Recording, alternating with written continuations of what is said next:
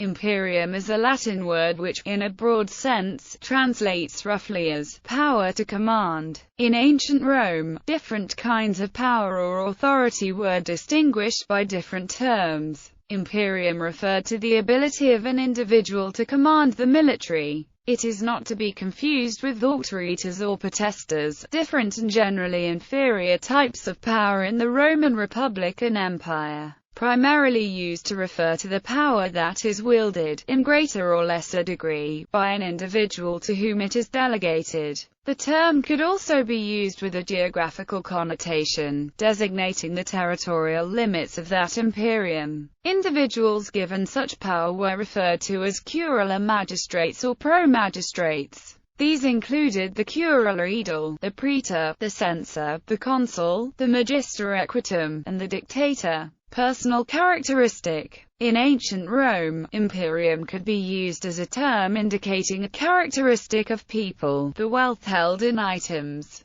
or the measure of formal power they had. This qualification could be used in a rather loose context. However, in Roman society it was also a more formal concept of legal authority. A man with imperium had, in principle, absolute authority to apply the law within the scope of his magistracy or pro-magistracy. He could be vetoed or overruled either by a magistrate or pro-magistrate who was a colleague with equal power, or by one whose imperium outranked to his, that is, one of imperium maius. Some modern scholars such as A.H.M. Jones have defined imperium as the power vested by the state in a person to do what he considers to be in the best interests of the state.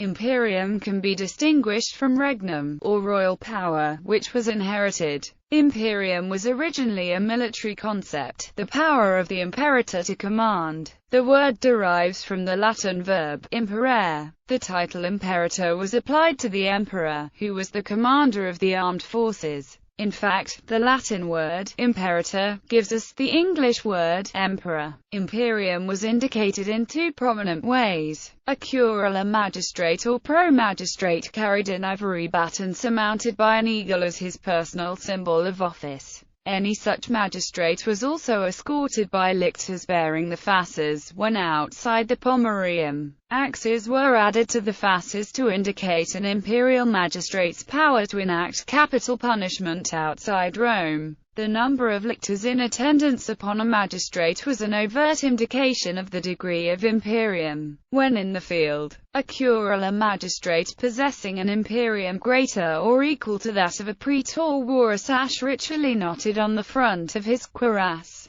Further, any man executing imperium within his sphere of influence was entitled to the curula chair. Curula aedile 2 lictors. Since a plebeian aedile did not own imperium, he was not escorted by lictors. Magister equitum 6 lictors, praetor 6 lictors, consul 12 lictors each, dictator 24 lictors outside the pomerium and 12 inside. Starting from the dictatorship of Lucius Sulla, the latter rule was ignored, because the dictator could enact capital punishment within Rome as well as without.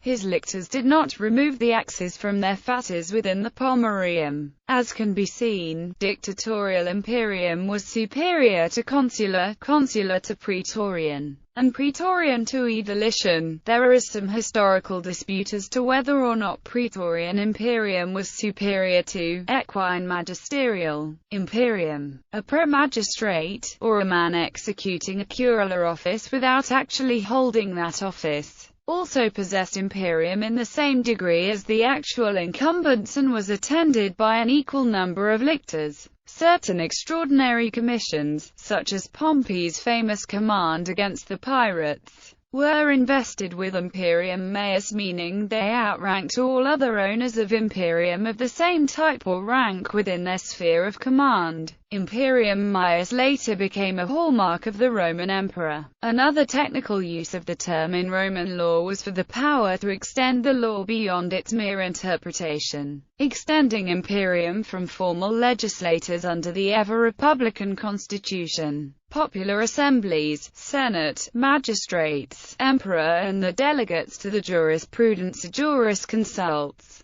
Later, while the Byzantine Eastern Roman emperors retained full Roman imperium and made the episcopate subservient. In the feudal West, a long rivalry would oppose the claims to supremacy within post-Roman Christianity between sacerdotalism in the person of the Pope, and the secular imperium of the revived Western Roman emperor since Charlemagne. Both would refer to the heritage of Roman law by their titular link with the very city Rome. The Pope, Bishop of Rome, versus the Holy Roman Emperor. The Donatia Constantini, by which the papacy had allegedly been granted the territorial Patrimonium Petri in central Italy, became a weapon against the emperor. The first pope who used it in an official act and relied upon it, Leo IX, cites the Donatia in a letter of 1054 to Michael Carrera-Larius, Patriarch of Constantinople, to show that the Holy See possessed both an earthly and a heavenly imperium, the royal priesthood.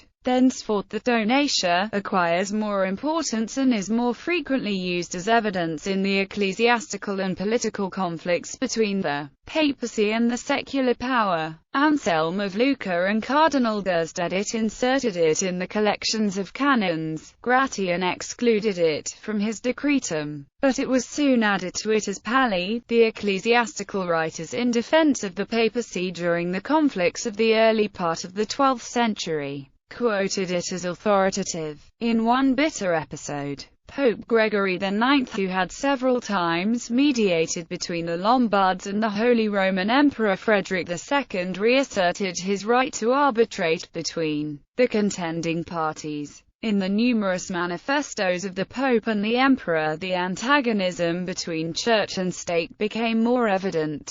The Pope claimed for himself the Imperium Animarum, command of the souls, and the Principatus Rerum et Corporum in Universo Mundo, princedom over all things and bodies in the whole world, while the Emperor wished to restore the Imperium Mundi, imperium over the world. Rome was again to be the capital of the world, and Frederick was to become the real emperor of the Romans. So he energetically protested against the authority of the Pope. The emperor's successes, especially his victory over the Lombards at the Battle of Cortenuova, only embittered the opposition between church and state. The Pope again excommunicated the self-confessed heretic, the blasphemous beast of the Apocalypse, who now attempted to conquer the rest of Italy, i.e., the Papal States, etc., divine and earthly imperium. In some monotheistic religions such as Christianity, the divine is held to have a superior imperium, as ultimate king of kings, above all earthly powers. Whenever a society accepts this divine will to be expressed on earth, as by a religious authority, this can lead to theocratic legitimation. However, the Catholic Church and most other Christian groups acknowledge the authority of secular governments.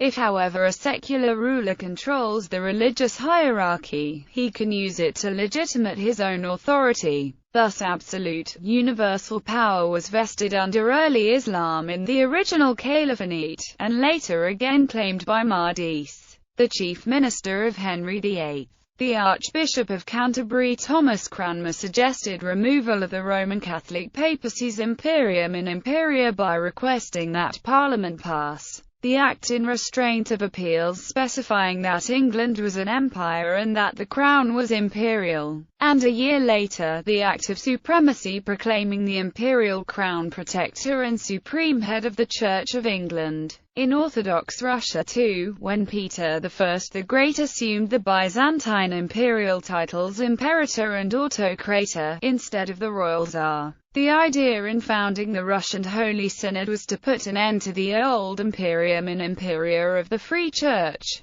by substituting the Synod for the all-too-independent Patriarch of Moscow, which had become almost a rival of the Tsars. Peter meant to unite all authority in himself, over church as well as state, through his Oberprocurator and Synod. The emperor ruled his churches absolutely as the military through their respective ministries. He appointed its members just as he did generals, and the Russian government continued his policy until the end of the empire in 1917.